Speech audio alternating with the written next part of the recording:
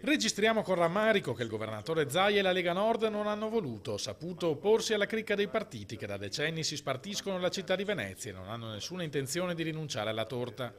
Così il consigliere comunale a 5 Stelle Davide Scano commenta la mancata indizione del referendum sulla separazione in Election Day con quello sull'autonomia del Veneto. Da Zaia confessa ci aspettavamo di più, invece anche lui si è allineato a quelle forze che non vogliono dare la parola al popolo per paura di veder compromessi i loro interessi.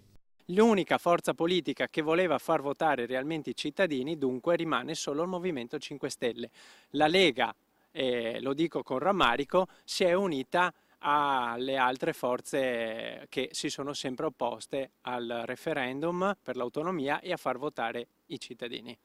La motivazione tecnica fornita dagli uffici regionali è pretestuosa, sostiene Scano. Il referendum sulla separazione poteva essere indetto, non è stato fatto per ragioni squisitamente politiche. Non si vuole mollare la mucca da mungere, che è questa monstrum incredibile che è il Comune di Venezia, un monstrum che tassa i cittadini come solo comuni del sud Italia potrebbero fare, non dà servizi a chi li chiede e ovviamente non riesce a sfruttare bene l'economia turistica.